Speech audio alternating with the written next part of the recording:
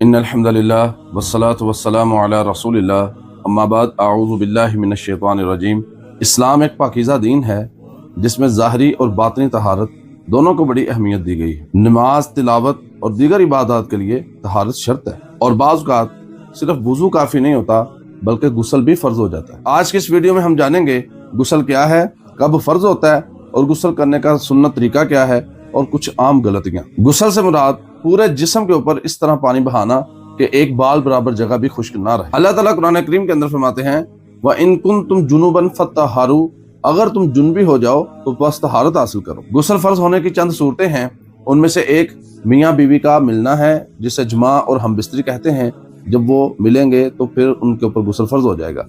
इसी तरह इंजाल होने की वजह से गुस्ल फर्ज होता है, चाहे वो ख्वाब में हो जिसे हम एहतलाम बोलते हैं, चाहे बेदारी की हालत में हो, चाहे कोई बंदा अपने हाथ के साथ अपनी मनी खारिज करे, उसके ऊपर गुस्ल फर्ज हो जाएगा। और इसी तरह रसूलुल्लाह सल्लल्लाहु अलैहि वसल्लम ने इरशाद फरमाया इज़ा जलसा बैना शुआबी हल अरबाई, कि जब मर्द अपनी बीवी की चार शाखों के दरमियान बैठता है, सुम्मा जहादा, फिर कोशिश करता है, फ़क़द वजबल गुस्ल, फिर उसके ऊपर गुस्ल फर्ज हो जाता है।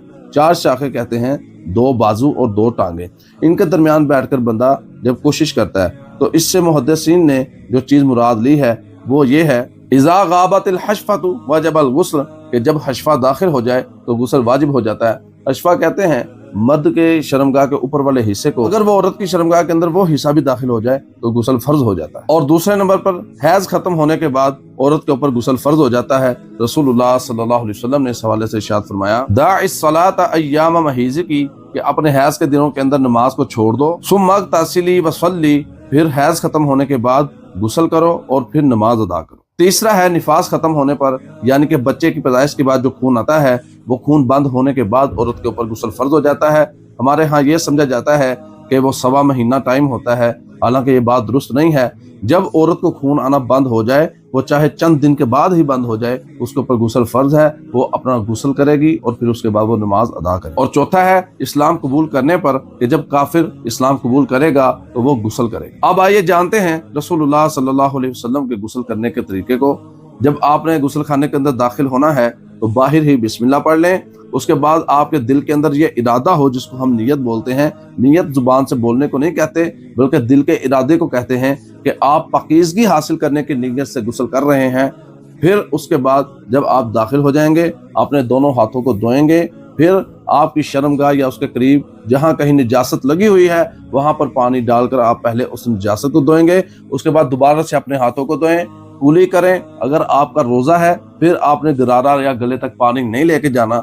अगर रोज़ा नहीं है तो आपने पूरा गरारा करना है, गले तक पानी लेकर जाना है। और यही काम और एहतियात आपने वुज़ू के अंदर करना है जो आप नमाज के लिए वुज़ू करते हैं। इसी तरह दूसरा है कि आपने नाक के अंदर 3 मरतबा पानी डालना है, उसको अच्छी तरह झाड़ना है। अगर आपका रोज़ा है तो फिर आपने नरम हड्डी तक ऊपर तक पानी लेकर नहीं जाना।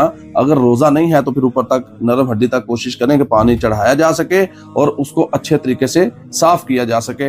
यही एहतियात और काम आपने आम वुज़ू के अंदर करना है जब आपने नमाज के लिए वुज़ू करना है।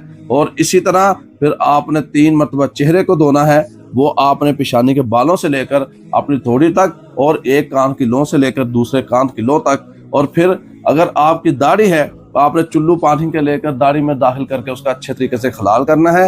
ये गुस्ल के अंदर लाजमी चीज़ें हैं। वुज़ू के दरमियान कोई अगर चीज़ खुश्क बाल वगैरह रह भी जाए तो उसकी इतनी कोई परेशानी की बात नहीं है, लेकिन गुस्ल के दरमियान ये चीज़ नहीं होनी चाहिए। उसमें आपने अच्छे तरीके से खलाल करके अपनी दाढ़ी को तर करना है। फिर आपने अपने बाजू कोहनियों तक धोने हैं दोनों। और इस तरह जब मसे का वक़्त आएगा तो आपने अपनी अच्छी तरह उंगलियों को तर करना है और बालों की जड़ों के अंदर आपने ऐसे मसाज करना है। इतनी दफ़ा करें कि आपको ये यकीन हो जाए कि आपके बालों की जड़ों तक पानी पहुंच चुका है। उसके बाद आपने 3 चुल्लू लेने हैं, आपने वो चुल्लू अपने सर के ऊपर डालने हैं। अगर आप एक चुल्लू दाईं जानब, एक दरमियान में, एक बाईं जानब भी डालना चाहें तो उसमें कोई हर्ज नहीं है। बहरहाल आप वो 3 चुल्लू पानी के डालेंगे। उसके बाद आपने कानों का मसा करना है और उसके बाद आपने पूरे जिस्म के ऊपर इस तरह पानी बहाना है कि आपके जिस्म का एक बाल भी खुश्क ना रह जाए। फिर आपने या तो वॉशरूम के अंदर, अगर आप वॉशरूम के अंदर पाँव धोना चाहें तो धो सकते हैं, वगरना सुन्नत रसूल सल्लल्लाहु अलैहि वसल्लम यही थी लेकिन उस वक्त चूंकि फर्श कच्चे होते थे, कीचड़ बन जाता था नीचे, इसलिए वो वॉशरूम से बाहर आके पाँव धोते थे, वरना आप वॉशरूम के अंदर ही पाँव धो सकते हैं। मेरे भाई, ये आपका मुकम्मल गुस्ल हो जाएगा। आप जब वॉशरूम से बाहर निकले तो फिर आपने वुजू वाली दुआ पढ़ लेनी है। अगर गुस्ल के बाद आपका शर्मगाह को हाथ नहीं लगा और आपकी हवा खारिज नहीं हुई, यानी कि जो वुजू करने के बाद वुजू तोड़ने वाले नवाकिस होते हैं उनमें से कोई मामला दरपेश नहीं आया, तो यही गुस्ल वाला वुजू ही आपको किफायत कर जाएगा। आप इसके अंदर नमाज भी पढ़ सकते हैं। अब उन गलतियों के ऊपर नजर दौड़ा लें जो हमारे यहाँ गुस्ल करते वक्त लोग करते हैं। बाज लोग दुराने गुस्ल कुली नहीं करते, नाक में पानी नहीं डालते, ये भी गलत है, ऐसे पाकीज़गी हासिल नहीं होती। और इसी तरह अगर गुस्ल के दौरान कोई जिस्म का हिस्सा या बाल खुश्क रह जाए तो वो तब भी पाकीज़गी हासिल नहीं होती। और अगर आप सिर्फ नल के नीचे खड़े हैं पानी चलाकर और नहाते जा रहे हैं, पानी बहाते जा रहे हैं, ना आपके दिल के अंदर नीयत है गुस्ल की, ना आपने वो मसनून तरीका अपनाया है, तो आपको कोई पाकीज़गी हासिल नहीं होगी।